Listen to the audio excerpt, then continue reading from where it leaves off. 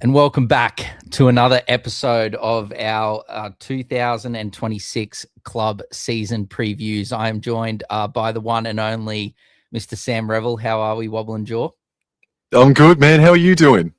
I'm good. And as you can see to the right-hand side, Sam, we will be covering the Dragons. They will be our sixth club for our 2026 season previews, mate.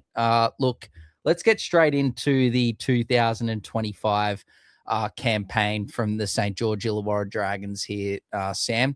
And look, as you can see, they finished the season in 15th place. Not the greatest season for the St. George Dragons there. They had a fair few injuries throughout the season as well. Yes, a common theme, it seems, throughout last year's campaign. There were a fair few injuries, and, we saw Couchman go down, for example, as well as plenty of other players like Dylan Egan, who was having an outstanding 2025 campaign. And I guess that, like those two players, yes, they went down injured, but they were absolutely exceptional in season 2025, and you can see they're going to be great players for the Dragons in many years to come. Hamish Stewart, another one as well, had concussion problems at the back end of the season. Nathan Lawson, coming across from Rugby Sevens, had a really good year until he went down. He was good in his opportunities that he got in first grade, and that was just a couple. Val Holmes did his shoulder. There was plenty of issues that went wrong, unfortunately, for the Dragons in the injury department. But at the end of the day, you can see they've finished well off the pace there. I think it's about around 5 wins, I think it is, or 12. Yeah, so finished around 5 wins, or 4 wins, sorry, outside. Oh, no, 5 it is, actually. Sorry.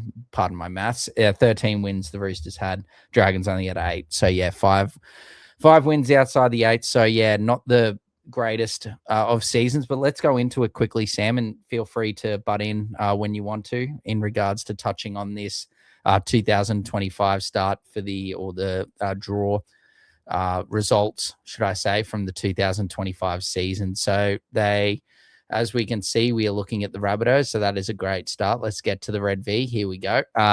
28 points to 20, they went down against the Bulldogs, Sam. Not the greatest of starts, but a quality opposition, the Canterbury Bulldogs.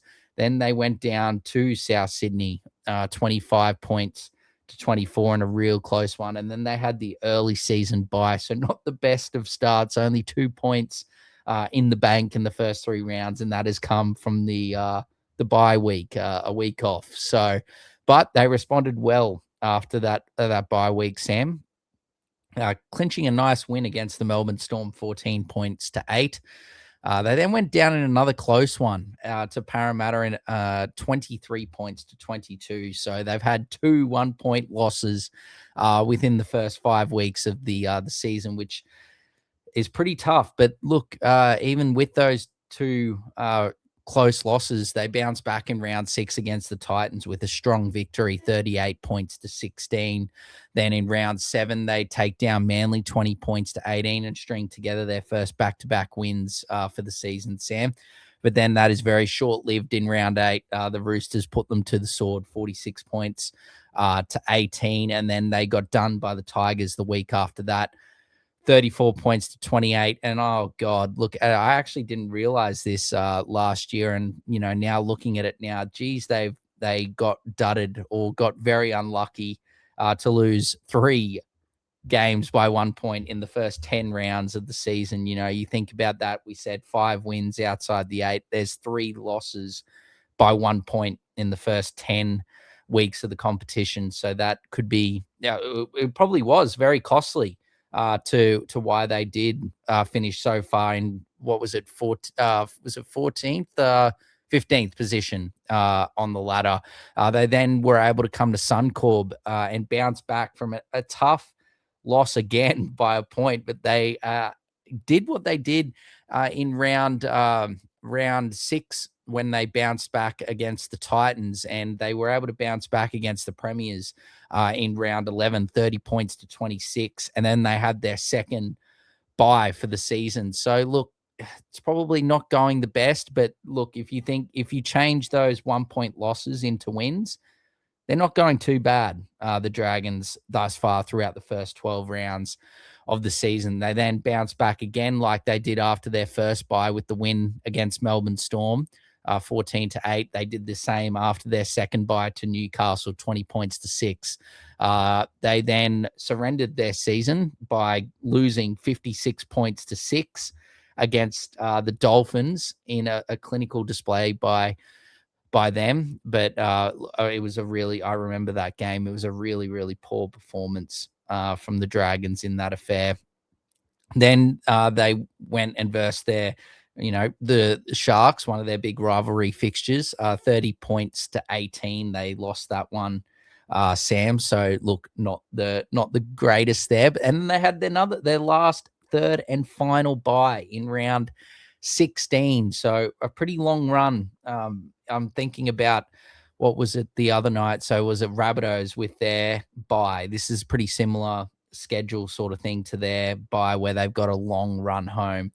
And that's exactly what the Dragons had here. But again, the third time, they were great after the byes, the Dragons. They just needed to bye every second week.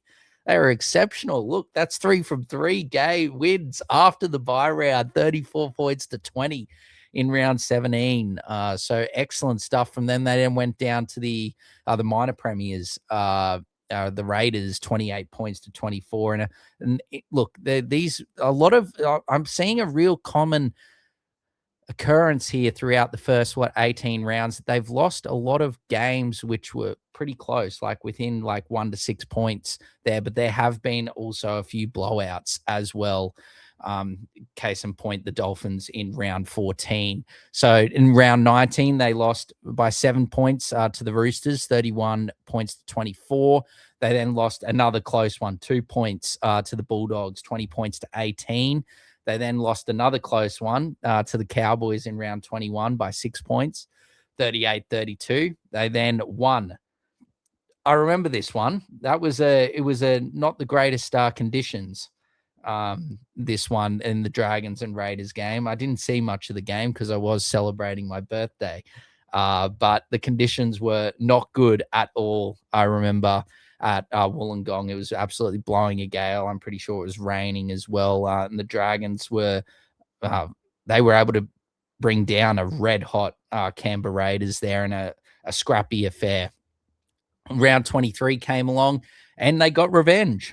They got revenge on the Sharkies, Sam, 22 points to 14 in round 23. They then lost another close one by 4 points to the Warriors, 14 points to 10 in round 24. Round 25. Sorry, Dragons fans, we won't touch much on that one, but 40 points to 0 to South Sydney in round 25. Round 26, they went down 40 points to 24. So look at that. It's just like the wheels fell off there at the end. I think with the injuries and, the players that got their crack and whatnot, I feel like it was just, it just hit a point.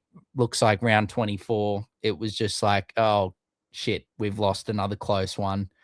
And it looks like it's just derailed from there. 40-0 against the Dragons, conceded 43 weeks in a row, 40-24 against the Manly Sea Eagles, and then 40-20 against the Panthers in round 27. So they were doing a pretty good job, but then it just sort of got horrible at the back end and they finished the season in not very good fashion at all. But look, to make an excuse, they did have a lot of injuries there at the back end, and it was good to see someone like a Jacob Halangau come in and play some first grade there at the back end, even though these scores weren't the greatest. It was good for the Dragons to be able to play some youngsters and get a bit of experience coming into this 2026 season. But what are your thoughts, Sam? What are your thoughts on the Dragons 2025 campaign?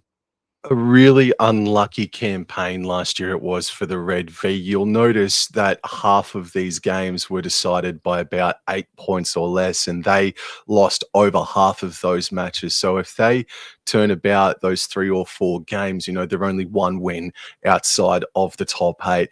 I think that they played a little bit better than what their position on the ladder would indicate. I thought They played really tough footy at times. They played some sparkling, attacking footy throughout the season, but they defeated the Broncos away.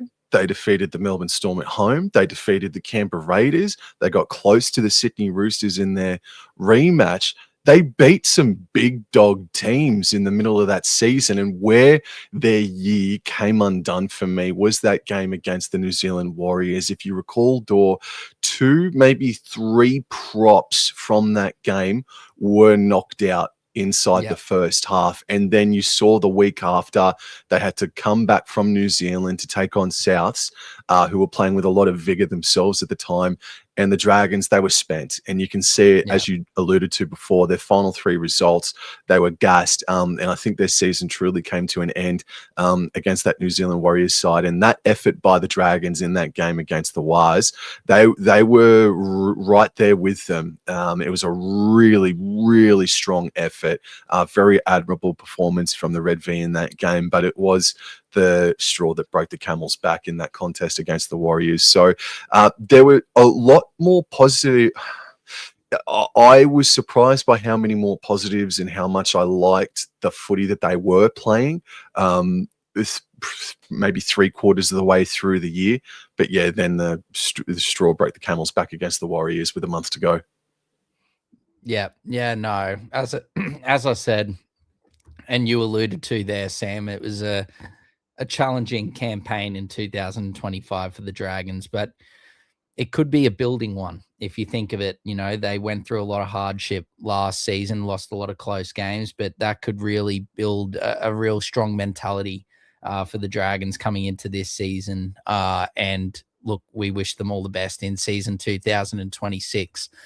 Speaking of which, let's get into the gains and losses for the Dragons, Sam, and we'll start with the losses as we normally do in this segment.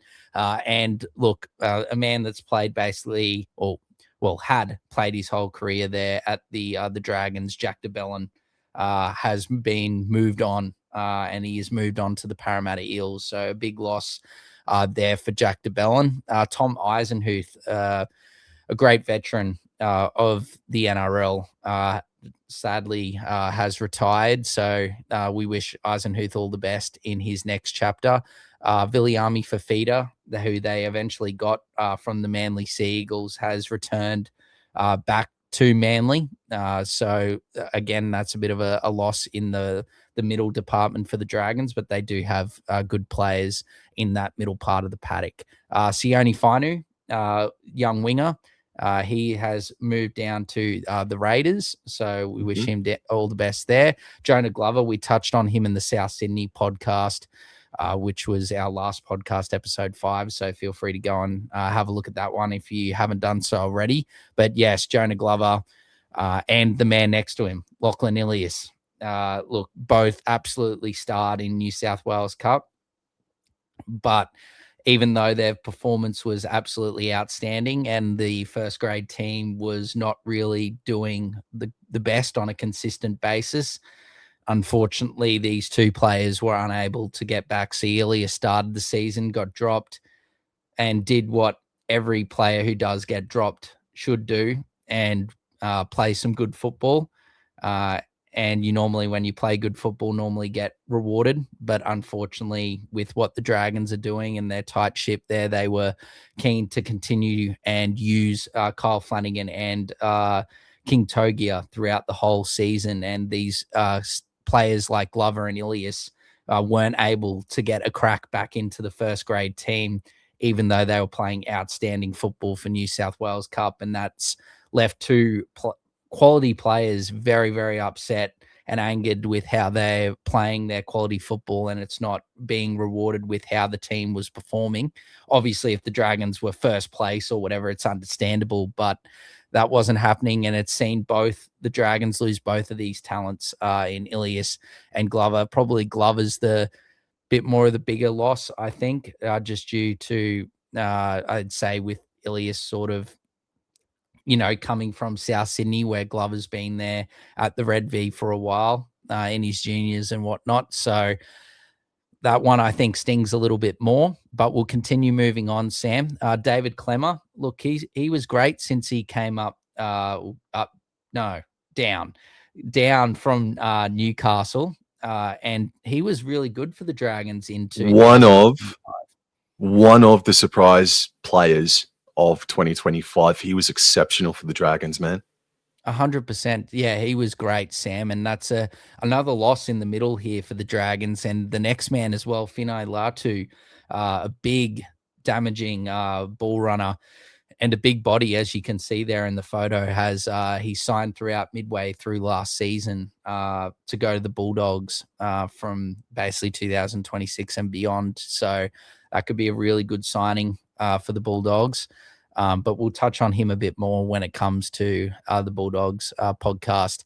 Then Francis Molo. Look, yes, there was I think it was a fallout between the coaching staff and the management with Francis Molo, and he just wanted out. He just basically refused to play. Flanagan wasn't picking him anyway, and he just wanted to get back to Queensland. And the Dolphins were able to pick him up, and we touched on it in the Dolphins podcast. He was absolutely outstanding for the Dolphins in season 2025. We also saw, just like Tom Eisenhuth, we saw Ben Murdoch-Masila also retire as well. We wish him all the best in his next chapter of his life. Cody Ramsey, who the Dragons, look, I give the utmost credit to the St. George Illawarra Dragons with how they handled the whole Cody Ramsey situation, and with his health not going the best, and they looked after him throughout the whole process, and he had a great return to football this season in the New South Wales Cup. Was outstanding for the Dragons in their very good campaign in the New South Wales Cup. But obviously contract year, and it came time, and it just, unfortunately, they just couldn't come to an agreement, Ramsey and the Dragons, and the Roosters looking for a bit of depth in the back line, snaffled him up. And as you can see there, he's training the house down for the Sydney Roosters. So we wish Cody Ramsey all the best. A tough one for Dragons fans, I think, because he was a player that obviously all Red V players or fans, should I say, really loved, and the club as well. And they looked after him so well. So I, tip my hat to the Dragons with how they handled Cody Ramsey. And then the last one, he did go to South Sydney on basically like a loan, but Ravalawa is completely gone now from the NRL, from the Dragons and the Rabbitohs. He has gone over to Catalan. So that is the losses, Sam. You touched a bit on David Klemmer. Is there anyone else you wanted to really touch on there in that 2026 losses for the Red V? Oh, of course, like Jack DeBellin, I wouldn't call him the heart and soul of the team, man, but he's been around for over 200 games, so his presence is going to be felt. I thought someone like a Viliami Fafita could have forced his way onto the bench, but these young forwards that are coming up are really quite impressive. So to keep someone like Fafita out, who's been hyped up a little bit over the past 18 months, is interesting, and I hope he goes well. But yeah, their forward pack stocks took a bit of a smack, but the young crop coming through were ready to even out the playing field, if you get what I mean. Yeah, you got the Couchman bros, Hamish Stewart, Loco. There's plenty of really good young forwards coming through there for the Dragons, as well as, Hame Sele, like some experienced NRL forwards that, can do a job there. But look, Dylan Egan as well, like Jaden Sewer. Luciano Leilua is apparently looking the best that he has in many years. Lost, I think, over 10 kilos this off season. So massive losses in the forward pack for the Dragons for this 2026 campaign. But just like we touched on there, some really good players to fill in the void of those losses. Let's touch on the gains. Only a few here, Sam, but some quality gains, in my opinion. They've signed Daniel Atkinson from the Cronulla Sharks, who didn't have much of an opportunity last year in 2025, but he was outstanding in 2024. But 2025 with Trindle's emergence and his play, saw Tricky Trindle basically lock down that spot in the starting team. So Atkinson really struggled to play first grade, but I think he is a quality young player, and I know you'll touch on him a bit later in the podcast. David Fale, from the Panthers, a really talented youngster. Look, by all things going from what we're hearing, we will touch on this again in our team list, but he is absolutely killing it. Big Dave is training the house down for the Dragons. So we will touch on Mr. Fale a bit later. And then the last man, he's back. Joshy Kerr returns back to Red V, and I think it's a good signing there. Speaking of, some experienced players like I was alluding to before with Hame Sele, Josh Kerr, great player. He comes straight into that 17 for mine, and he was great for the Dolphins, has been since he moved from the Dragons there, and it's a good one for the Red V to get big Joshy Kerr back, Sam. Anything on those three players, mate? No, I'm very, very keen to see how Josh Kerr goes back in the Red V in 2026. But a couple of very nice pickups there, mate. But they obviously signed up Colin Watangi, but that's not happening until 2027. So that's the other piece of off-season news that's happened for the Dragons, that they were able to get Keon Koloamatangi for about $1 million a year starting in 2027. It's probably the biggest signing from the Dragons in a long, long time is what I've heard or got from people out of Red V and their fans. They think this is the bee's knees of signings that the Dragons have done in many years. So Since I agree. Ben it's Hunt, an absolutely maybe. huge. Yeah, probably. I think so. In regards to form, age, and whatnot, I agree. Yeah. I think it's probably the best since Ben Hunt. But let us know, Dragons fans, in the comments and whatnot, your thoughts.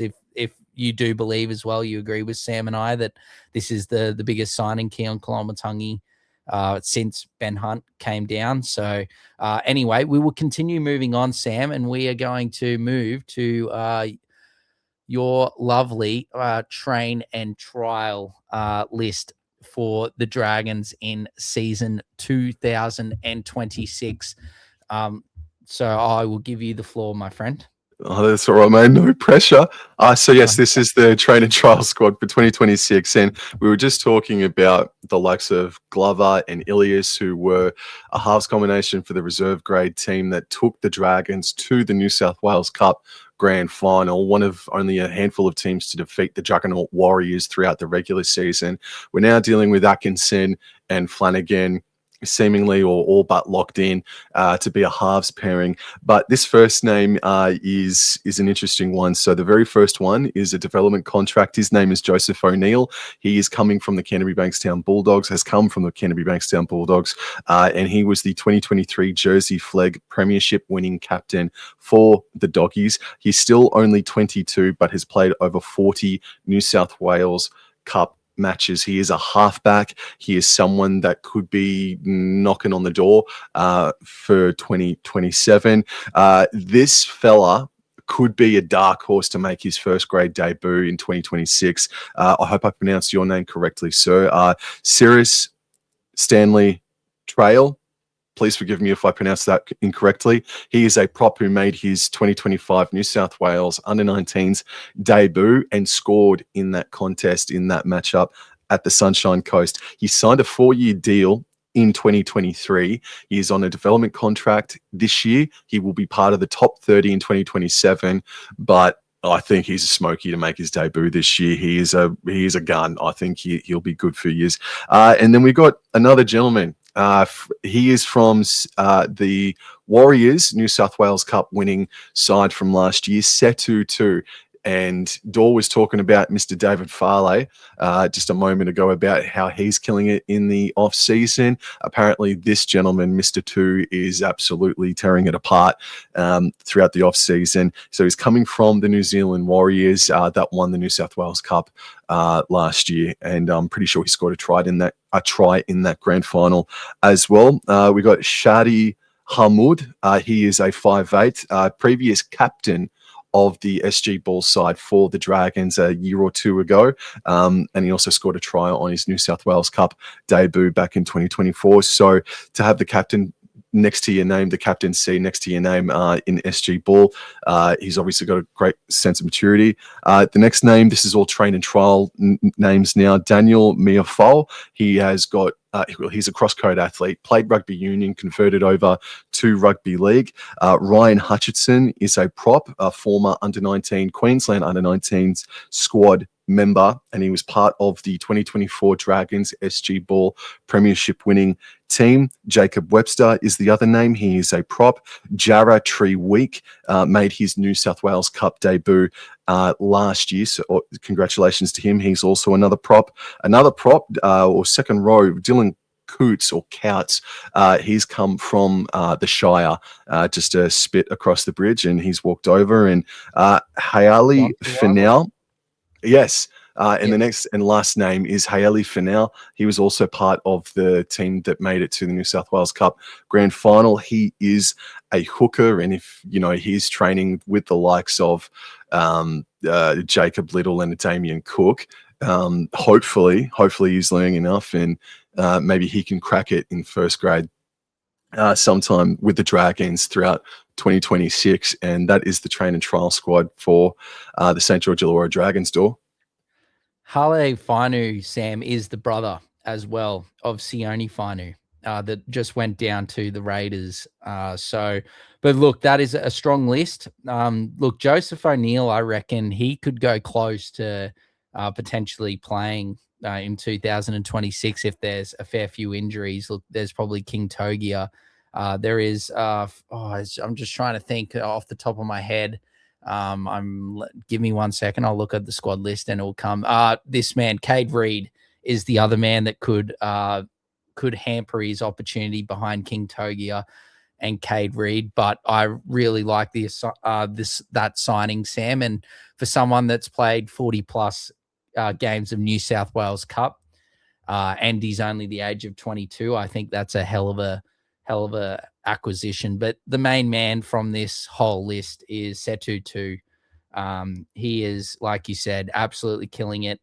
And before we go into, we'll touch on it now. So before we go into the injuries and whatnot and our team list, the reports out of St. George that Setu Tu and David Farley are absolutely killing it, like we've alluded to in preseason training, and they look set to make Christian Tuipulotu and Tyrrell Sloan New South Wales Cup players for round one with how well they're playing. I believe Shane Flanagan has come out here on this article, as you can see here on Code Sports, and said that they've got the jump on the opposite, or basically their challenges. Look, Tuipulotu is obviously a very powerful winger. Sloan's very quick. But look, Flanagan's basically been left speechless with how well these two have come in and played. And they've certainly got a really good record in New South Wales Cup and very young. So I'm all for it. I wish them all the very best.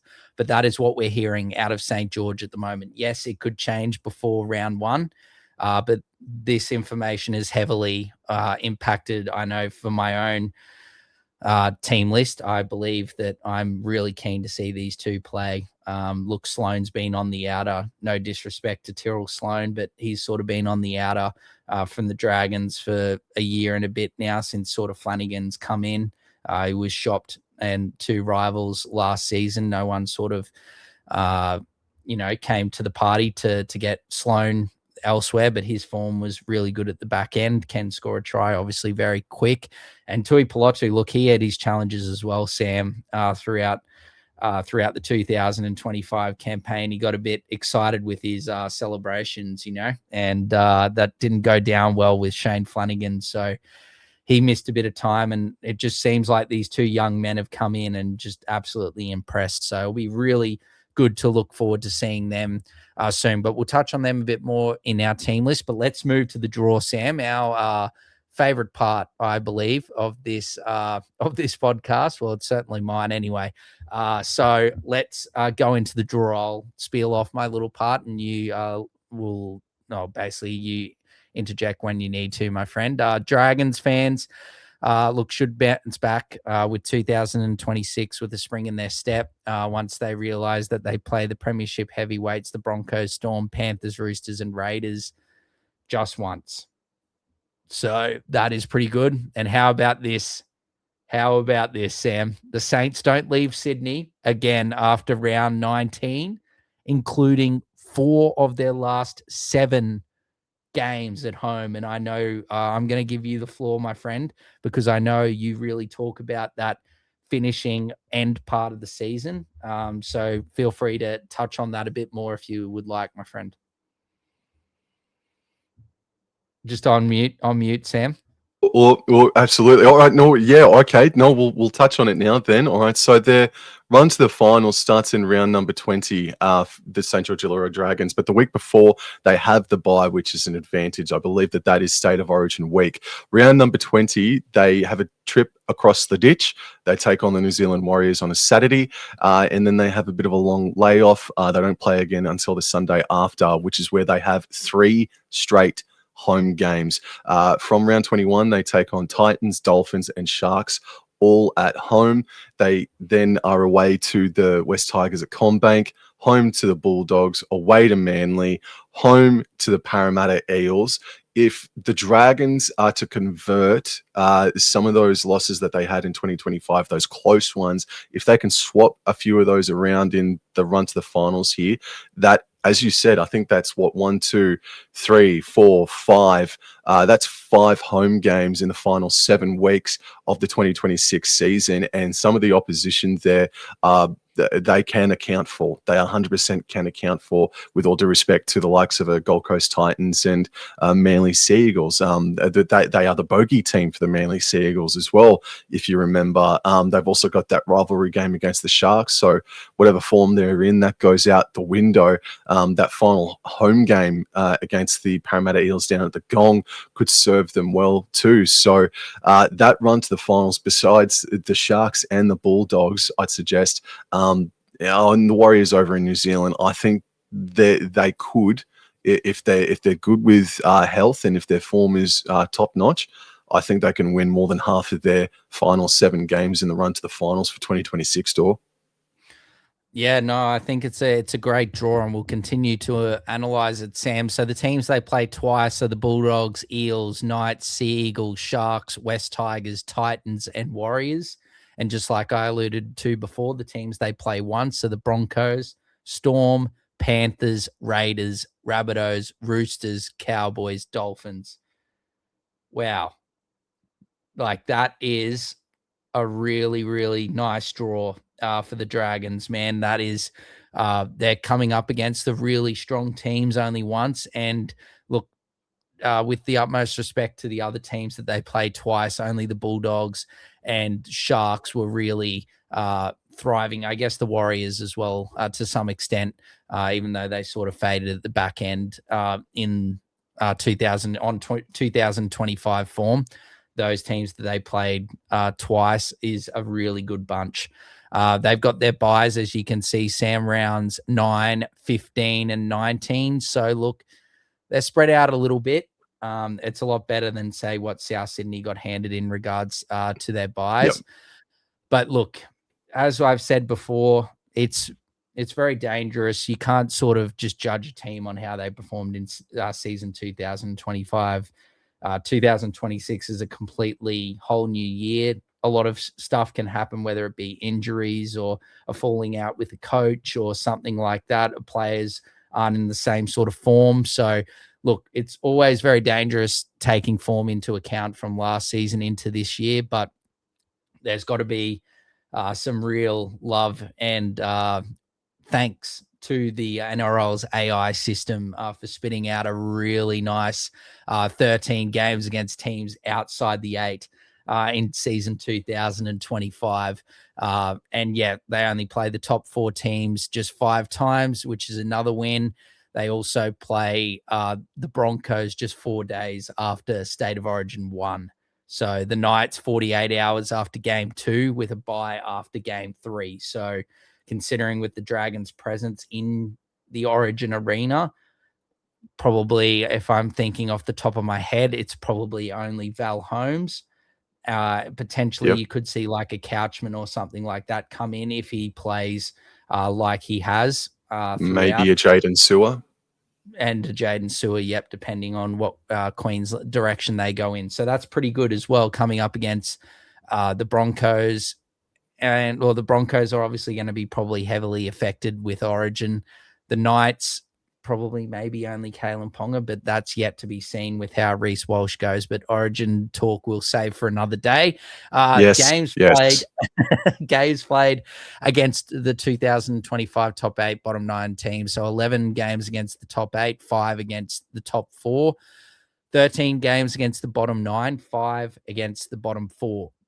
They have 1 5-day turnaround, 5 6-day turnarounds, and holy sweet mother of Mary, this is definitely the best of them all. 17 7+ day turnarounds. Wow. And I'm not going to go into anything further. I'm just going to give it to you nice and straight, Sam. This is probably the second best draw, in my opinion. I've got them at a B+, A- with the St. George Illawarra Dragons draw for season 2026, Sam. It's only just behind the Redcliffe Dolphins, or the Dolphins, with their A to A- that I gave them. So an absolutely squash-buckling draw for the St. George Illawarra Dragons, mate. Yeah, I would say that the trickiest period of their campaign is going to be between the rounds of round 10 and round number 20, where inside that 10-11 week stretch, they only have 3 home games from the early week of May, or the early days of May, all the way until the 18th of July. They only have 3 home games throughout that 10-11 week stretch. And that includes about 5 straight weeks where they are on the road. Admittedly, there is a bye in between that, but they go from a home game against Newcastle, then Magic Round up to Brisbane, then back home for the Warriors. Then they're back up to Brisbane to take on the Broncos. And this is the start of the 5-week stretch where they're fully away from home. It goes Brisbane at Suncorp, then they've got the Derby game against the Sharkies. They've got the bye. Then it's Newcastle away. Then it's Canberra away. And they don't have a home game until the 4th of July, where their previous home game would have been the 23rd of May. So, yes, they could get lucky with State of Origin a couple of days after. I think you said that they take on Newcastle after game 2 and Broncos after game number 1 or thereabouts. But in saying that, though, they've got Las Vegas to start the year, and then they've got this 5-week stretch, where they're away from home. But admittedly, though, that runs to the finals, levels things out. So their best period would be the run to the finals, but I think their trickiest period is going to be rounds 10 through to 20, when they have only 3 home games throughout that 10-week stretch.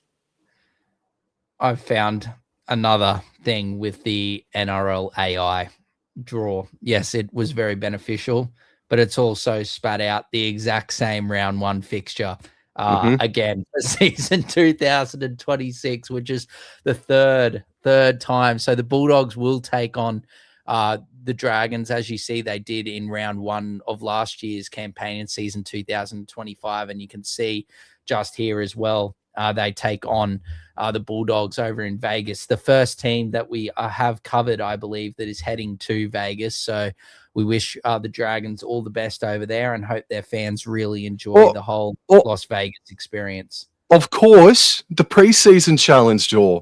Yes. So how do you reckon they're going to go about that? So will they play their full strength team against the Newcastle Knights?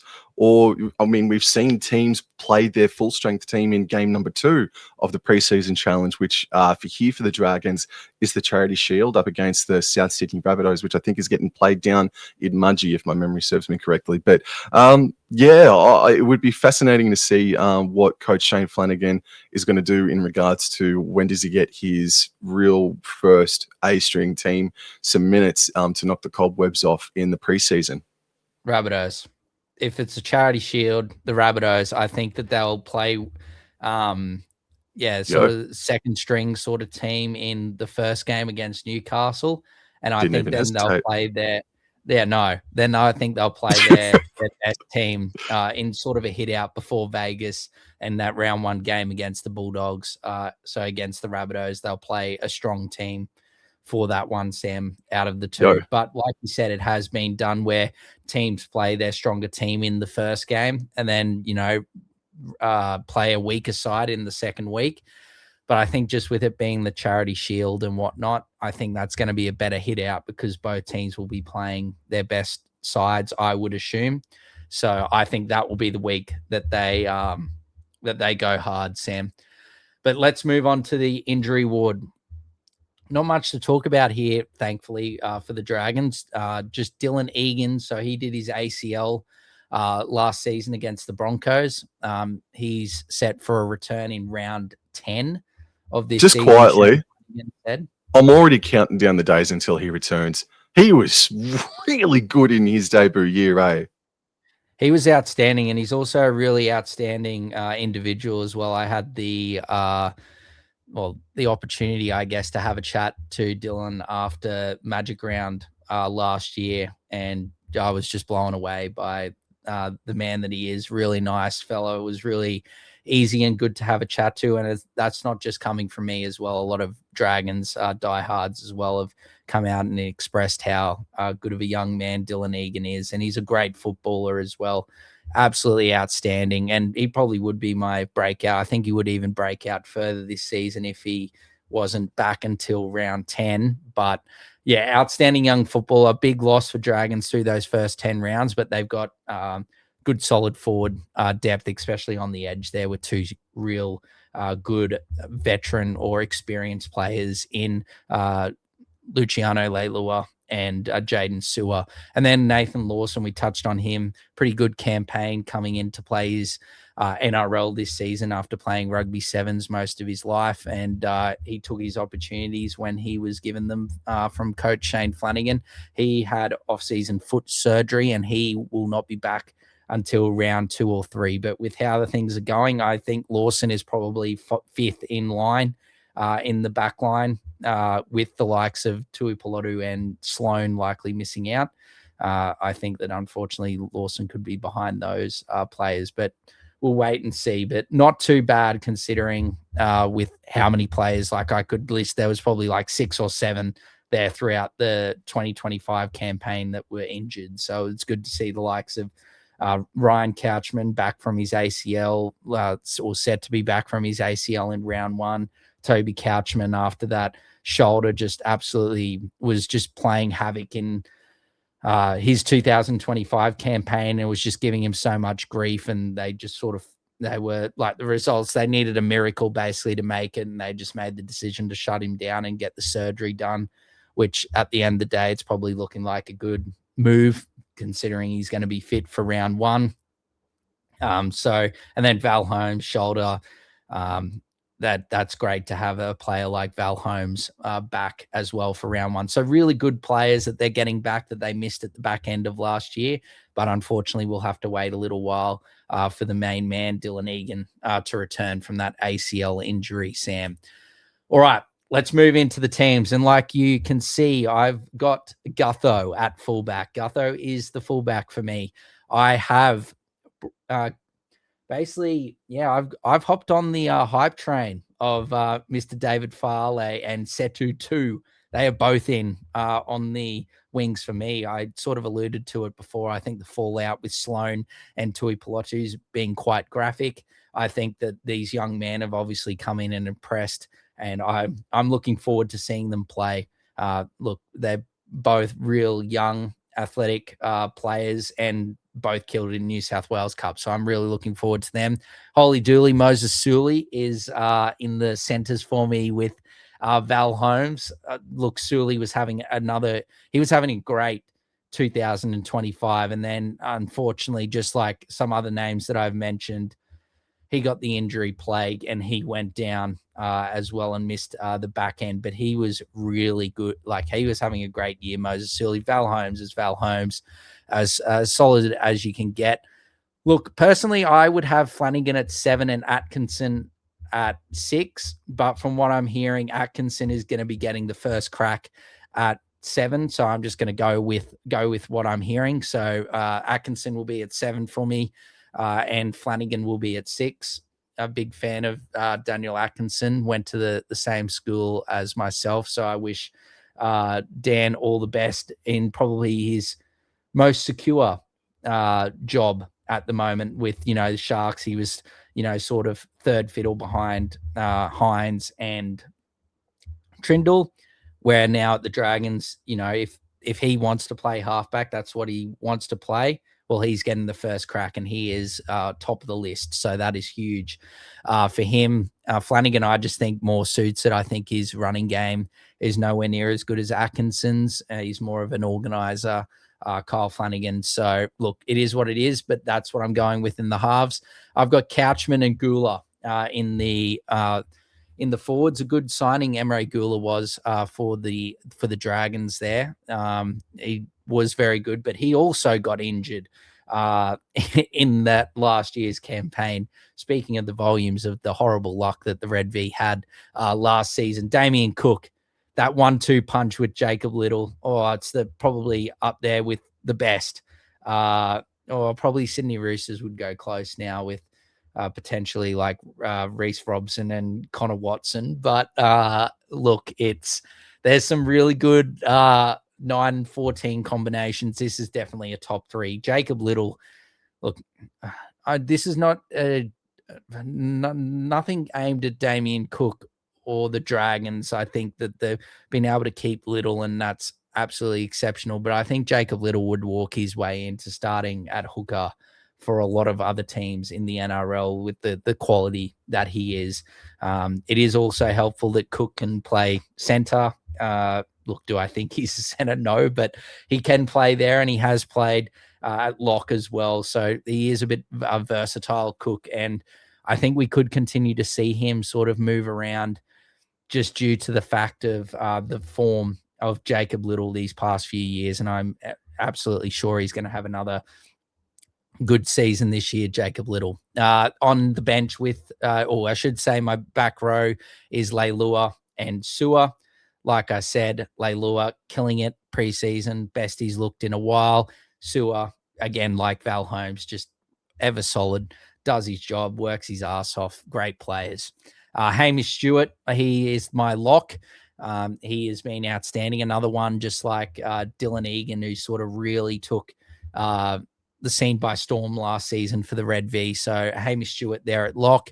On the bench with Little that I just alluded to before with that combination with Damien Cook and that 9-14. I've got Loco Pacifica Tonga on the bench. He is an absolute giant, Loco, and I can't wait to see him, and I will touch on him a bit later.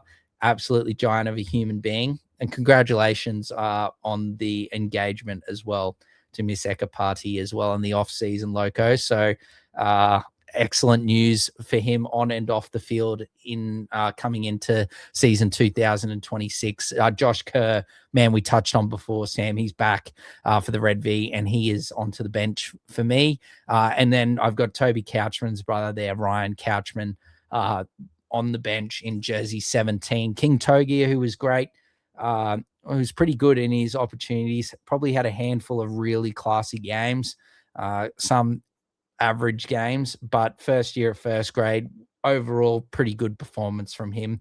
And look, if anything happens to Atkinson or Flanagan or something's not going right, there could be a chance for him to come back in. Hame Sele, he was close to making my 17, but I just went for Ryan Couchman just for a bit of youth there. And I thought Couchman was great before he went down in season 2025. And then the man that got his opportunity at the back end, I think this man will definitely be playing a lot of first grade. Jacob Halangau was great when he got his opportunity last season. So that is my 1 to 20. I will now pass the baton to Sam to go through his team. Mate, so Clint Gutherson is the fullback. He's captain in the club. So the news about Setutu and David Farley has really thrown a spanner in the mix. This is the hardest team list that I've had to try and conjure up so far. I cut the difference. So I think Tyrell Sloan will get a spot. I think I still would put him in if I was a coach as well. Just the opportunity to use that speed to showcase to the planet, to America. I think it just, yeah, I think it's just a bit too juicy to not have Tyrell Sloan out there to show off his speed. But Tuipulotu would be the man that I would unfortunately axe, and I would bring on Setu too, just because I've seen more of Mr. Two. Then the halves combination, Daniel Atkinson, Flanagan, they're going to interchange. It kind of doesn't matter with these two, but yeah, Flanagan halfback for me, wearing jersey number 7. Our front row is the same in Couchman, Cook, and Gula. Our back row is the same as well, and then the interchange is Little, Couchman, Pacific Tonga, and Kerr. Our interchange is exactly the same, and so too is our 18 through to 20. But my goodness gracious, Halangahu, bro, didn't he impress? Even though he played a majority of the games where the Dragons got walloped, he showed great resiliency and laid a great platform and looked really dangerous. Even against the South Sydney Rabbitohs where they lost 40-0, I thought Halangahu really, really impressed, man. So I hope we see Mr. Halangahu in 2026, man. But that is my team list. The only real difference between Dor and I is that I guess I'll keep Tyrell Sloan just for the potential of utilizing his speed and acceleration. And then I'll have Setu there, who seems to be knocking down the front door at training throughout this offseason. Yep. No, I like it. And yes, Mr. Halangahu, Sam, was absolutely outstanding at the back end. Probably the Dragons' best player in those last 3 games, or up there with one of their best performers in those games. So absolutely outstanding. But breakout player, I said I was going to touch on him a bit more. And there he is right there, Mr. Loco Pacifica Tonga. Look, he's 121 kilos and 196 centimeters tall. That is a big human being. Yes, and the ripe age of only 20. So he is absolutely very, very young, and one of these great young forwards that the Dragons have coming through. He played 10 games in season 2025, Sam. Look, I think he's going to play a lot more games than that. He's obviously a bit raw, but look, he's in his his 10 games that he did play. He only missed 4 tackles. So he's not missing many tackles at all, 97.69% tackle efficiency, only 74 run meters, but I think that can definitely improve a little bit this season. And look, yeah, I'm really, really excited about Mr. I'm just going to try and find my article that I was reading about Loco as well, that the Fox Sports actually posted. If I can find it, there we go. So look, he's only got, like I said, one try in 10 games.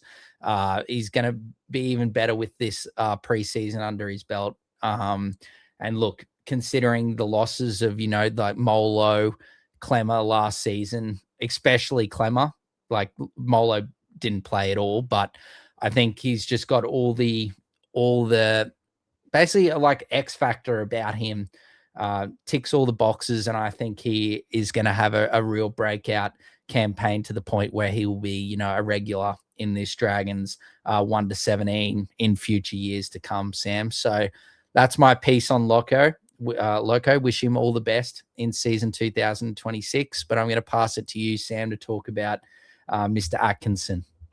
Mr. Atkinson debuted himself to me in the 2021 Rugby League World Cup, where he represented Italy.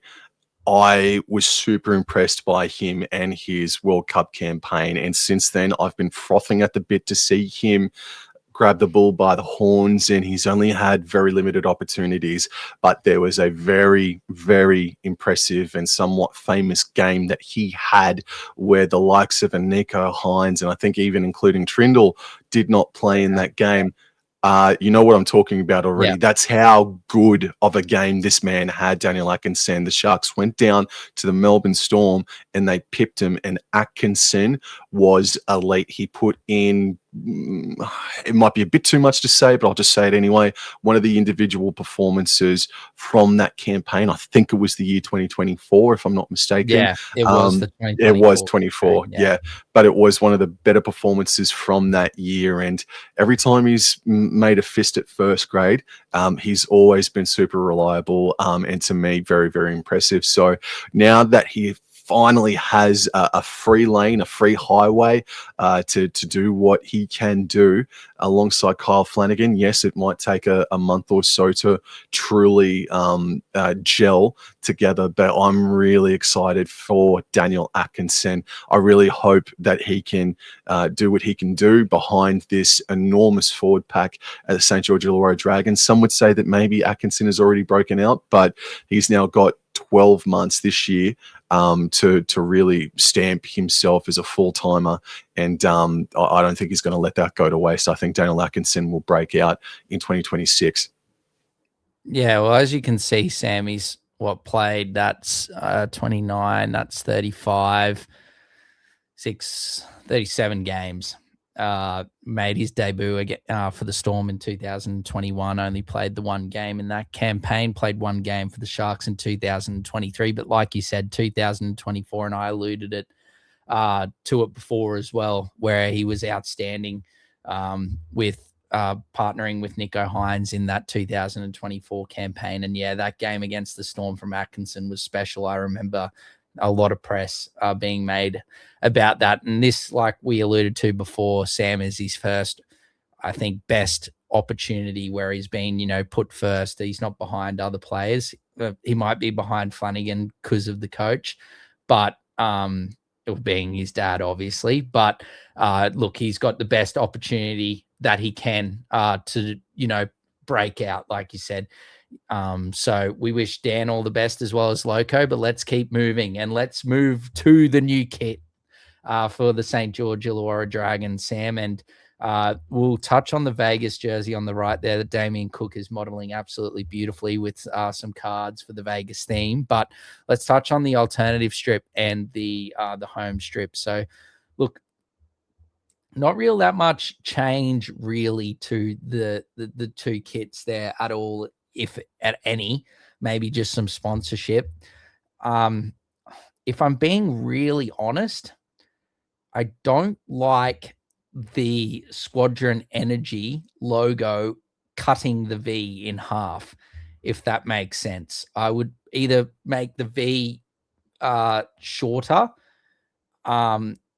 or, for example, yes, I said we'd touch on it, but like the red text for the Vegas jersey, I would much prefer. But let's look, it's a classic home kit. I prefer the all red away kit a bit better as well. The Squadron Energy like white logo looks a lot better than the blue one, in my opinion. So yeah, look, love the alternative jersey. Don't mind the home one. Look, that's a classic. But the Vegas jersey is a thing of absolute beauty. Fire and ice. That is the slogan that they've called or used for this jersey release. And I'm pretty sure it's sold out its first release, and it's up to its second, and it will be doing bits for the Dragons, and rightfully so, because it is a quality jersey. It takes into account the sort of design or the idea that the Broncos use with their all black jersey, in the fact of that all the logos and sponsors have brought into the idea of this Fire and Ice campaign, and they've gone all red with their logos, and it just looks beautiful. It's just simple but effective, and it looks absolutely outstanding. Sam, what are your thoughts on the Dragons 2026 range? I've always liked the away Steelers jersey, so I think that looks fine. I think you are absolutely correct. It's the coloring of the letters in that home jersey, the blue, I think it is, and just on the shoulders as well, man. That's it doesn't. It's not St. George, is it? It's not St. George Bank sponsorship anymore. And the Ramara logo is purple as well between the V as well. So there's just too many colors going on there. Yeah, just a little bit, man. Whereas then you look to the Las Vegas jersey and that red font should just be that for the home kit anyway, man. And just, it doesn't look like a lot, but there is a lot of work that has gone into that Las Vegas jersey. It is clean. There's like what cards or like the logo of an ace, You, or, yeah, you or can like see down casino here, down chips. the bottom Yep. right, the casino chip there looks like it down the bottom right-hand corner of the jersey. There's a lot of really special detail, and I wouldn't blame anybody for actually buying the jersey and then like framing it. I just, yeah, not real massive fan of what they've done for the Las Vegas jersey, man. Yeah, I think that compared to the last couple of jerseys we've touched on that have been a bit average, this is I'd say that their home and away kit is probably above average. But it's the Vegas jersey that is like, it is up there for one of the jerseys that we've seen thus far for 2026 launches. In my opinion, it's probably got to be at least top 3, top 5. It is absolutely outstanding. It's basic, like you said, Sam, but it's just done really well with some real nice finer details, like you alluded to before, with the poker chip down there and the bottom left-hand corner there of the jersey. It's just a really nicely well done jersey, and I take my hat off to the sponsors as well. I'm all for the sponsors buying in to a vision that the clubs have, and using their sponsorship in the way that they want, the club wants it to be used. So outstanding, absolutely outstanding. That Fire and Ice jersey is absolutely magnifique. So absolutely outstanding. But let's go to our 2026 Dragons ladder prediction. And unfortunately, not like the Fire and Ice jersey of Magnifique, our standings for Sam and I, look, it's not horrible, but I've said this multiple times. I'm not going to go into it again, but I just don't think, from what I've seen and what I've gone through, yes, they've got a really good draw, which I wouldn't be surprised if they were just got into the 8 in that bottom half or that bottom 2 teams, just because of how good their draw actually is. And we touched on that just before. But I just think that they're still building. Their halves partnership is unproven. Again, look, I don't want to be too disrespectful, but throughout his whole career, Kyle Flanagan has really struggled to find a half that really has worked well with him, and they've sort of flourished. Sort of saw it at the Roosters there. He didn't really get a real good crack there. He showed some really good signs there, and he's done the same here at the Dragons, but just on a consistent week-to-week basis with his halves partner has sort of struggled to really take a real good fist of it. And I just think that the lack of that, the spine is also quality, but it's also they're getting old.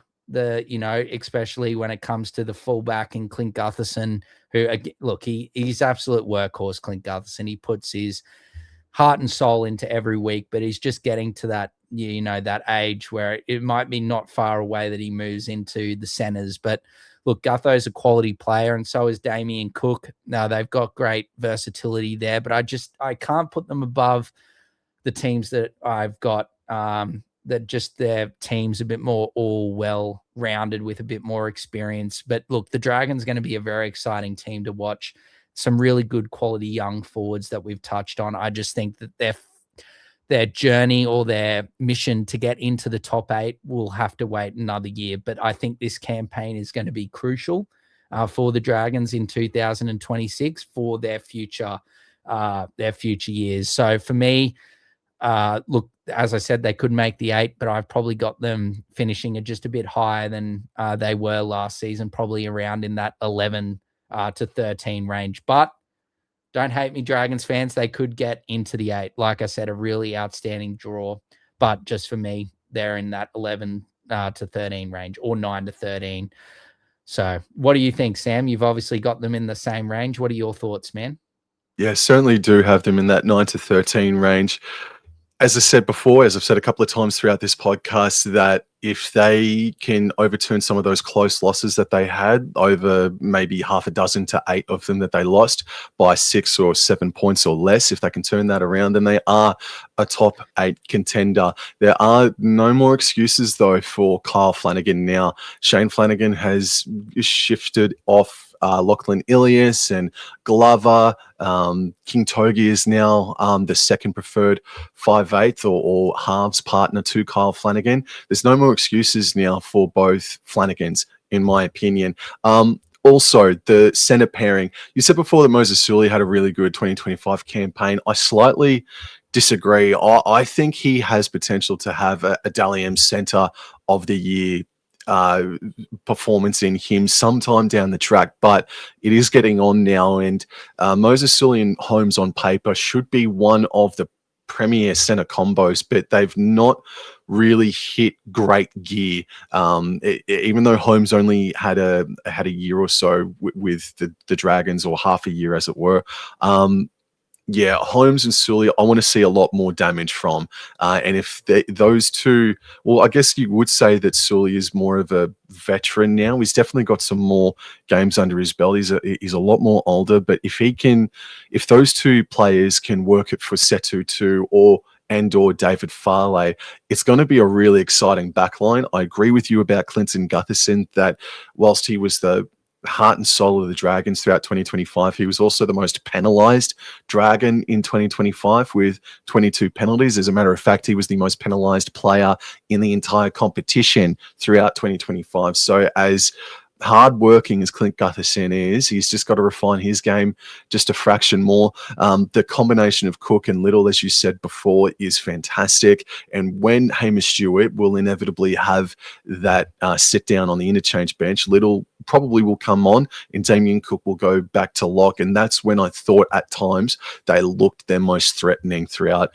2025, when both Little and Cook were on and Cook was playing lock, being in the middle and passing left to right, getting the ball out quickly to the edges. And then, as we all say, as everybody says who knows their thing about rugby league and the Dragons, that this young forward pack is really impressive. The Couchman brothers, they were very impressive. Mr. Tonga as well, Josh Kerr coming down from the Dolphins, who can break a game open big time. Josh Kerr was exceptional, and if you can bring that form down to the Red V, then even better.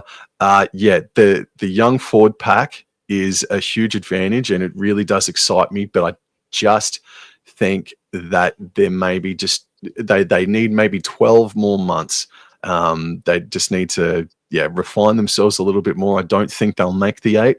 I think if they can improve defensively under a Shane Flanagan coach side, then sure, they're going to be a massive shout. But for me, whilst I do have them improving, I should say, in comparison to 2025 on the ladder, I do have them as, like you, man, around that 11 to 13 range. So they're going to be a fascinating watch. Because I really don't know what to make of them. I think Teamless Tuesday is going to be always different, just about for Shane Flanagan, and that back line, whether it's going to be Sloan, Tuipulotu, or David Farley, or whoever else, man.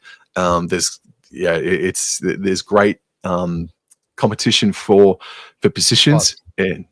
I'm looking forward to watching the Red V go around in 2026, man. But I've got them missing the top 8. Yeah, well said, Sam. Well said. I think that, that summed up pretty well the Dragons 2026 campaign.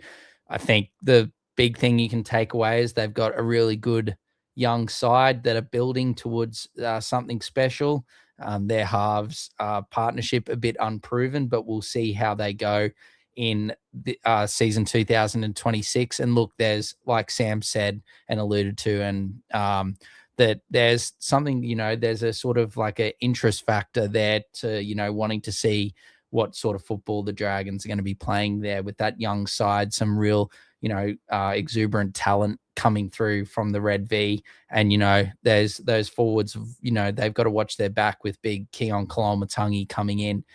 next season. So they want to be partnering an absolute star like Keon coming into the Dragons in season 2027.